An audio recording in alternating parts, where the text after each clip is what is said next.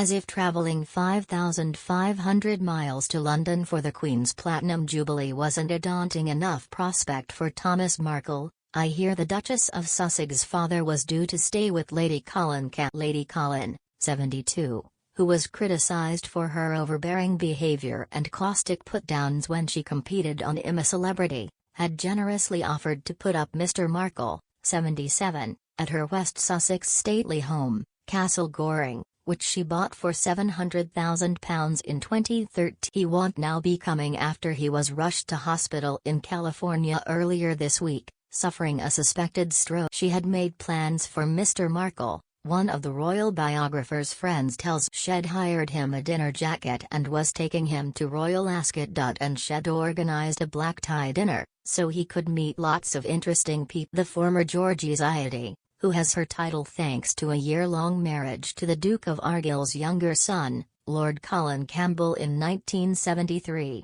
established the connection to Mr Markle via his grandson. Her two adopted sons, Michael and Dimitri, appeared with Tyler in an MTV reality show called The Royal World in Tyler created a new strain of cannabis called Markle Sparkle ahead of Meghan's 2018 wedding. Speaking about Tyler, Lady Colin said, "We hit it off straight away. Has a very nice boy." Lady Colin wrote a 2020 biography of Mr Markle's daughter, Meghan and Harry. The real hiring, rather than buying, clothes for Mr Markle was a wise precaution on Lady Colin's. The palace commissioned a £7,000 Savile Row suit for him to wear to Harry and Meghan's 2018 wedding, only for him to fall ill and stay at home in Rosarito.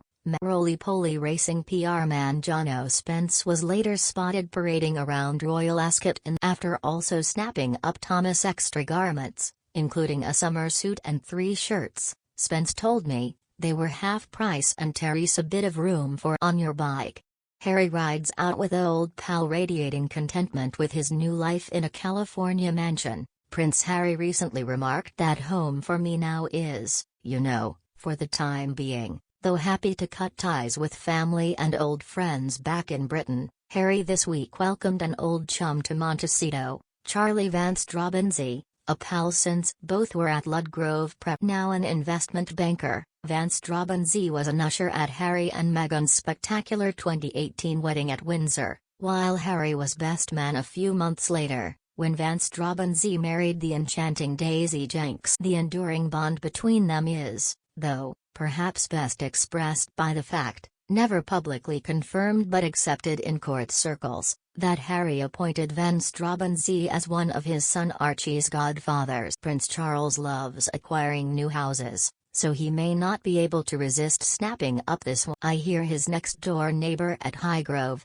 Gloucestershire, has put Grade I listed Daunting Manor on the market for £3.75 million. The manor boasts 5 acres of walled gardens that will appeal to the green. The voice of golf, Peter Ellis, left a £1 million fortune to his widow, Jacqueline. Newly published probate documents reveal that Ellis, who died aged 89 in 2020, left a gross estate of £1 million, reduced to £1 million after his debts were paid. He was still playing competitively when he started commentating for the BBC at the 1961 Open Championship. He never looked back and even helped Sir Sean Connery with golf lessons for his role in Goldfinger, leading to the James Bond star's Alice Bonmo include. He used to be fairly indecisive, but now has not so certain. Monaco's little princess makes her official debut. She's only 7. But Prince Albert of Monaco's daughter, Gabriella, is already being introduced to her mother,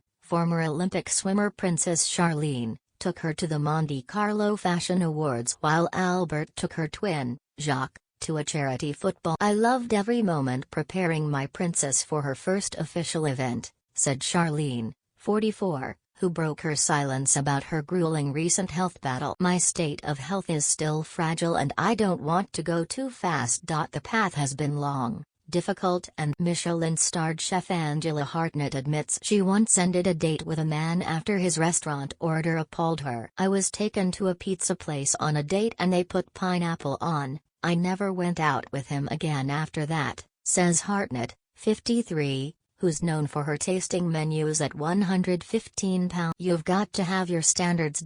Pineapple on pizza, I better get my coat.